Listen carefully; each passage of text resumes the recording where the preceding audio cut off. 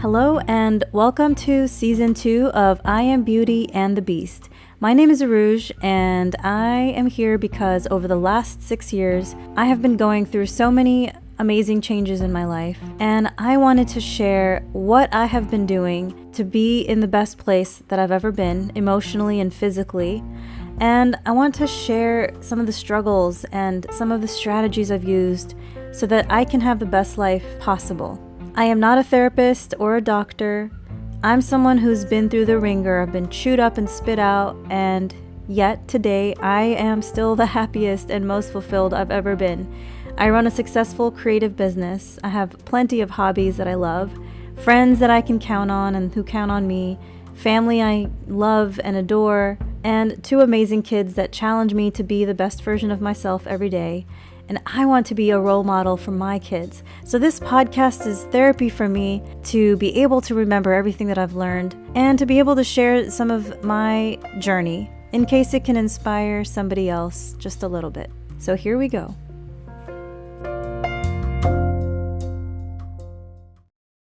Welcome to episode 1 of season 2. This episode is all about hobbies and interests and how I want you to get some. So, do you ever say something like, I wish I was good at this thing? Like, I wish I was good at drawing. I wish I was good at playing guitar. I wish I had that guy's talent. That guy is so good at basketball. It's not fair. That girl is such a badass at making reels and TikToks. How does she have like a gazillion views? I wish I could be as good as her at baking and decorating cakes. Whatever it is, have you ever found yourself saying, I wish I was good at this or that? Have you ever found yourself saying, man, I'm not good at anything. I can't seem to find anything that I'm good at. I suck at everything I try. I'll never be good at this or that. I'll never get how to do it. Well, today's episode is all about confronting this idea of wishing we were good at something or thinking we must be dumb or slow and doing a reset. This episode is about understanding the reality of this word talent and skill and giftedness and envying those who seem so much better at whatever it is that we wish we were better at doing and being. So I watched a movie a while back called Becky Runs a Marathon. You might have seen it. It was kind of huge a few years back. Watch it if you haven't. It's about this woman who is in such poor shape, she can barely make it around the block on her own 2 feet. And by the end of the movie, she runs a whole freaking marathon. Marathons are many, many, many miles of running. But the movie isn't about showing her before and after. The movie doesn't just go from like showing you the fact that she's struggling and then all of a sudden cutscene, she's running a marathon. That movie shows all of the grueling work she puts into it, the challenges that she faces and the walls that she hits on this journey to being able to run a marathon. And it isn't just like this perfect run where she's like, well, that was a piece of cake. Like she makes it through, right? I mean, I'm sorry for spoiling it for you a little bit, but obviously that's going to be a happy ending to this movie. But so like my biggest struggle with any hobby or pursuit, it's always been the frickin' P word, perfection. See, my thing is I want to pick up an instrument, whether it's the guitar or piano or ukulele, and I want to sound like a pro. I know realistically it's supposed to take time, right? But there's this like silly idea in my head that I'm supposed to be good at it right away. I for sure give lip service to the whole practice makes perfect, but I don't actually want to have to practice a whole lot. I want to just like be a prodigy or something. I want to get it the first or second time I try it and not have to put a lot of thought and time behind it. Like I want to sing on a stage and play my guitar and be amazing. And I can almost picture myself doing it and the audience goes wild and demands more. Obviously, if you're an introvert, this is probably your worst nightmare. But do you get what I'm saying here? It's like, I mean, can you relate to this feeling of wanting to be good at something right away? Because I for sure, that's me. I'm the kind of person who wants to be good at something pretty quickly without having to really put in the work. So you may know that I do jiu-jitsu, and all the higher belts and coaches and professors will tell you this. It's not about talent. It's about time on the mats. You can have a talent or a natural ability like fast reflexes, great muscle tone, high metabolism, high awareness of body kinesthetics, yet you get beat over and over because there's someone who's been showing up every day on the mats. And so your natural abilities and your own natural talent don't mean much because you still need technique and strategy. You need the drills and the repetition. You need the trial and error of working with partners and sparring. That's the only way to really get better at jiu-jitsu. And not just jiu-jitsu, it applies to basically anything else you want to try. Anything else. Yeah, we're gonna need to put in some work. So I'm gonna ask you to imagine this. Imagine you have a baby, or you can picture your own children if you have kids.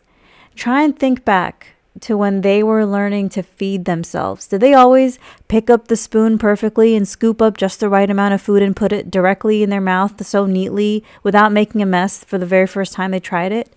Did they feed themselves correctly the 10th time that they tried it? Even after months, they still made a mess, right? Did your baby just one day go from being completely helpless and unable to move to just running around all over the place? I mean, it might seem like it, right? It seems like in the blink of an eye, they went from being completely helpless to running around. But truly, if you look at how much work your child did without even really thinking about it, right? They just kind of did all this work little by little, spilling food everywhere, tripping on themselves, bumping their head a bunch of times all on every corner in your house.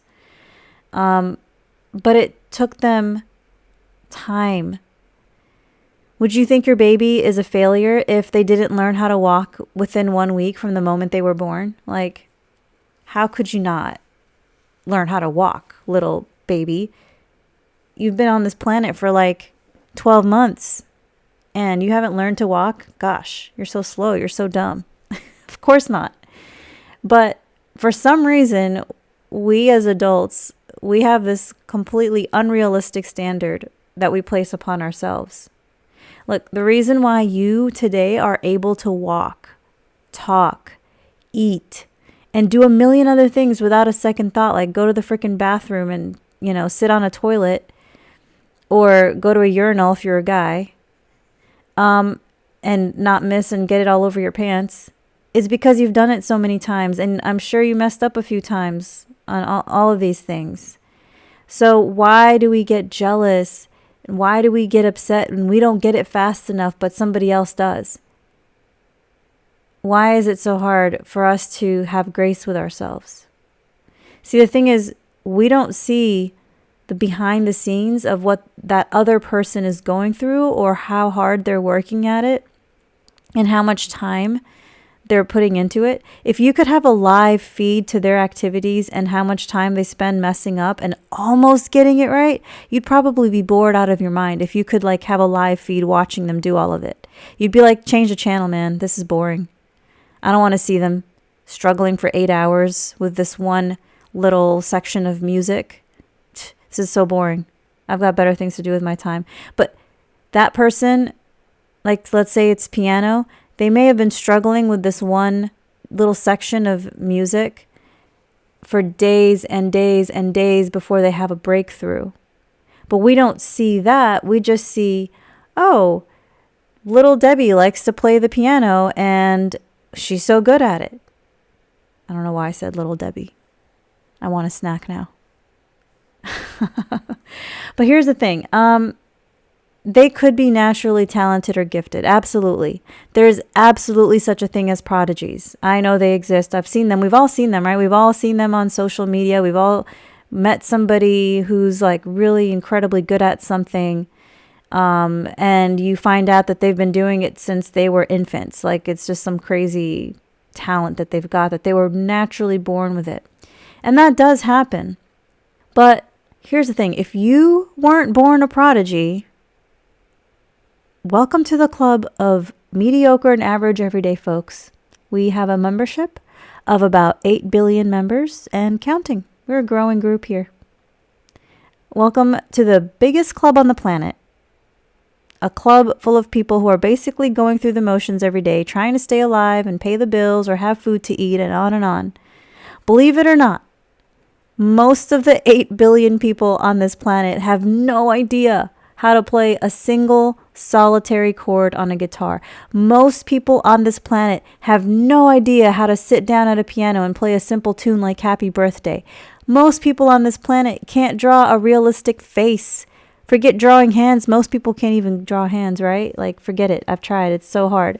But most people go through life avoiding even having to draw a stick figure. Some people on this planet have no idea what a hip escape or shrimping even means. That's jiu-jitsu reference for those of you that are listening and are into jiu-jitsu. You know what I'm talking about. Most people on this planet can't run a mile in less than 7 minutes. Most people, or even 9 minutes, okay? Most people will never run a half marathon, let alone a full marathon.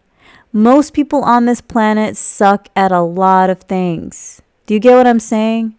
So the fact that you pick up a guitar and know how to hold it properly, or know what frets are, or you can name the strings, you are already way ahead of most people.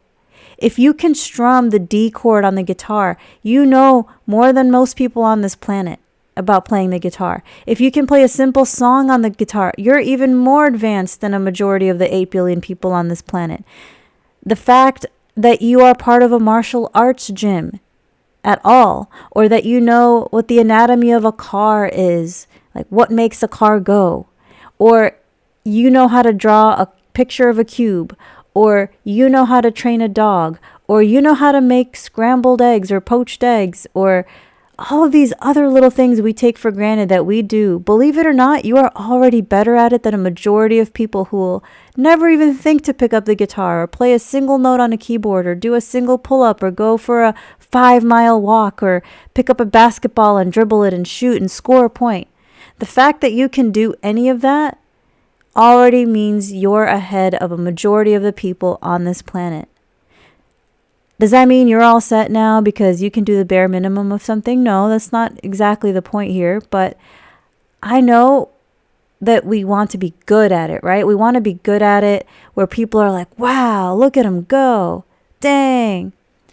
But that's not where we need to get stuck on. We don't need to have this idea in our heads that we just have to be really good at it and impress other people. So here's the first thing. Step 1, stop comparing yourself to anyone else but yourself. That's it. No one else's skills and talents matter here except where you are today. Find inspiration by other people's journey, yes, but compare yourself to other people? Absolutely not. Stop doing that. Comparison is setting yourself up for failure. You have no idea what this other person does to be good at something. So stop comparing yourself. Step 2, tell yourself this one thing. You are doing it for yourself. I am doing this for me. I'm not doing it for an audience. Whether it's playing the guitar, whether it's learning how to play piano or do archery or paint or do basketball or golf or learn a new language, learn coding, learn photography, dance, baking, how to make reels and TikToks, how to train your dog, you're learning how to write a children's book or novel. Tell yourself you are doing this for your own satisfaction and fulfillment. Screw everyone else's opinion. You're not doing it for them. You're doing it for yourself. You're doing it for you. And the other thing is we just have to accept the fact that there will always be someone who's better at it than we are. There always will be something. No matter what it is, there's going to be something that someone else is doing better than we can do it. There's going to be someone who has more resources, more time, more money. But it's not about anyone else. It's about our own personal growth. It's old you versus new you, not you versus Joe Schmo. Sometimes it can be you versus someone else, right? Like, for example, if you're competing in martial arts and during that competition, in that round, it's you versus them, your skill and talent and abilities versus their skills and talents and abilities. But as soon as that match is over, it's still you versus yourself. It's still about asking yourself, could present day me kick old me's butt? And what can I do better next time? Step 3. Realize that we, in all of our mediocre lack of talent and skill and glory, we are inspiring people just by trying something new. We are showing our kids, hey, look, I can start from zero. I can start from knowing absolutely nothing. And our friends, our family, our kids, our parents, they will see us getting better. More importantly, over time, we will see ourselves getting better. And let me tell you, the moment you go from being able to, like, say, do 0 pull-ups to doing 1 pull-up, that's it. That first breakthrough you'll have, and I promise you'll have it. That first breakthrough, when you do something you've never been able to do before, you're going to feel so excited and so proud. I know, because there have been many times where I'm like, shoot, I can't do this. I can't do this. And then I'm like, whether by my sheer will or someone else's encouragement, I try something and I'm able to do it. Maybe not right away, but I feel freaking great. It's the best kind of high because it resulted from my own work. So the moment you go from not knowing a single word in Spanish to being able to say, hi, my name is Average Joe Schmo in Spanish, you'll feel pretty good. You could take it a step further to help yourself and find a community of people who are trying to do the same thing that you're doing, whether it's in personal or like a social media Facebook group or a virtual Zoom meeting type of thing where you have a sense of community with other people trying out different things and other people trying the same thing you're doing. You're going to see other people's journeys on it. You might find inspiration, or you might be inspiration for someone else. It's like, hey, I'm in this group. I joined a gym and I went from being able to do nothing at all to being able to do this. And again, it's not about doing it for anyone else but yourself. So my personal hobbies and activities, I like playing the guitar and singing and making up songs. And the funny thing is, I think I'm horrible at it. I think my voice is strained and dull, but people tell me that they think that I'm better than I think I am. So that's nice. I get some encouragement, but I really, I'm constantly criticizing myself. I'm always telling myself, man, I wish I sounded, and then I'm like, wait a minute, don't use those words, I wish. That doesn't even make sense because me wishing has nothing to do with me putting in effort. And if I'm comparing myself to someone who plays live shows, I'm doing myself a disservice because there's someone who's singing and playing at live shows and that's what they dedicate their life to. So if you want to be as good at something as someone who dedicates their life to it, okay, go for it.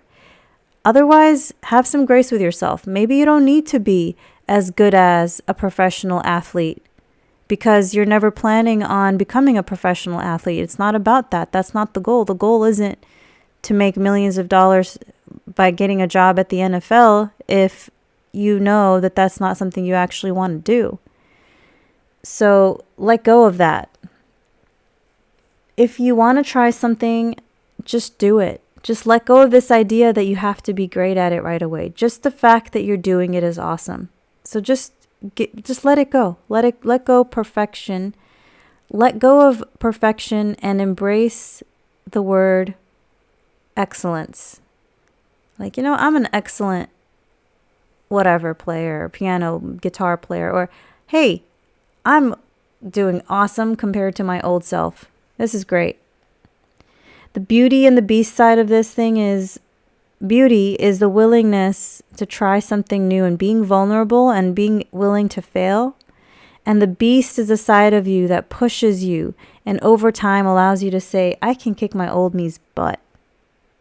So give yourself a little confidence boost. Go out and try something new, whatever it is. It could be something totally ridiculous and out of your comfort zone.